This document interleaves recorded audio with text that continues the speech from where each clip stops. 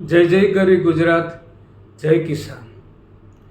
કિસાન સેવા સમિતિ રાજકોટના સદસ્ય તરીકે આપ સૌ ખેડૂત ભાઈઓને ખૂબ ખૂબ અભિનંદન. અને ખરીફ ઋતુમાં આપણે બહુ સારામાં સારું ઉત્પાદન લઈએ એ અનુસંધાનમાં આજે મારે વાત કરવાની છે. તો કિસાન પરિવારને ખાસ જણાવવાનું કે ખેતીમાં આપણી પાયાની વસ્તુ બિયારણ છે. તો બિયારણ ખરીદી માટે ખૂબ કાળજીથી આપણે વસ્તુ ધ્યાને લઈએ, પ્રમાણિત બિયારણ ખરીદીએ, સર્ટિફાઈડ બિયારણ ખરીદીએ. વિશ્વાસપાત્ર જે સ્થળો છે, ખરીદદાર સંઘ છે અથવા સેવા સહકારી મંડળીઓ છે કે સરકાર સંચાલિત જે સેવા સંસ્થાઓ છે એમને આગળથી આપણે બિયારણ ખરીદીએ, જેથી આપણે છેતરાવાનો ભય ઓછો રહે.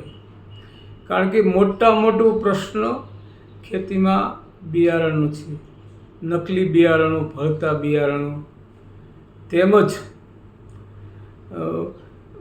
બહુ મુશ્કેલીવાળા બિયારણો જે આપણને મોટા નામ સાથે બહુ ઉત્પાદન વધુ આપે છે અને સારામાં સારી એમની ખાસિયતો બતાવી અને ખેડૂત ભાઈઓને છેતરે છે.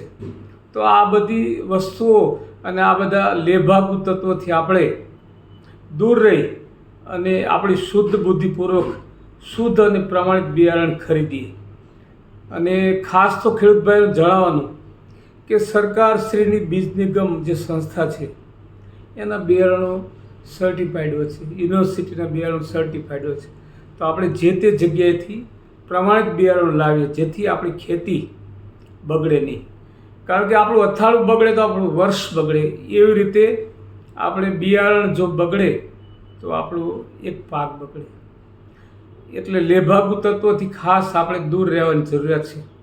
અને બીજી વસ્તુ જણાવવાની છે કે જે બિયારણની અંદર ખાસ મુશ્કેલી થાય છે, તો સરકારશ્રીના બીજ નિગમના અધિકારીશ્રીઓ તેમજ ગુજરાતનું ખેતીવાડી ખાતું એ વસ્તુ જોવે કે ખેડૂત ભાઈઓ જે બિયારણ ખરીદે છે એ સર્ટિફાઈડ છે કે નહીં. ખાસ તો એમણે પણ કાળજી લેવી જોઈએ, એમણે પણ નિગરાની રાખવી જોઈએ.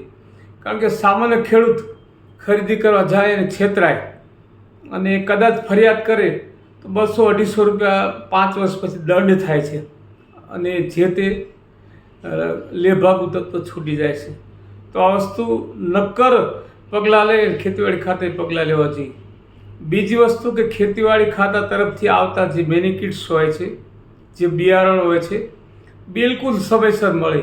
ખેતી પૂરી થઈ જાય, ખેતીનું વાવેતર થઈ જાય પછી એ બિયારણ જે તે જગ્યાએ પહોંચાડવામાં આવે. આ એક મોટી મુશ્કેલી છે. સરકારશ્રીને ખાસ ધ્યાને લાવવાનું છે કે જાગૃતતા લાવી અને ખેતીવાડી ખાતાના અધિકારીશ્રીઓને સૂચના આપી અને આ વસ્તુ સિક્યોર કરે, જેથી ખેડૂત હિતમાં આ પગલું લઈ શકાય.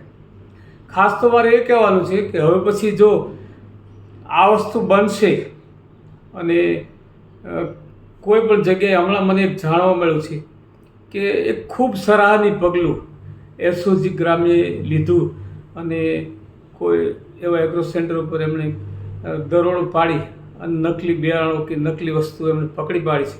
ખૂબ સરાહનીય પગલું છે. પણ આ ખેતીવાડી ખાતું કેમ ન કરી શકે? તમે એટલા બધા કેમ નિર્બળ હો કે તમે પગલાં ન લઈ શકો? તમે આંખાડા કાન કરો. આ ખેડૂત હિતની વાત છે અને ખેડૂતની વાત માટે જરૂર પડશે તો કિસાન સેવા સમિતિ ગુજરાતમાં નહીં, દરેક જગ્યાએ આંદોલન કરશે. એટલે ખાસ વસ્તુ એ છે કે મિત્રો, ખેડૂત ભાઈઓના હિતમાં આપણે સજાગતા લાવવી પડશે અને આપણે જોડાવવું પડશે. અને મિત્રો, હું તો ખાસ અપીલ કરું છું કે આવા તત્વો હોય, આ વસ્તુ દેખાય તો હું મારો નંબર આપું છું 80185023.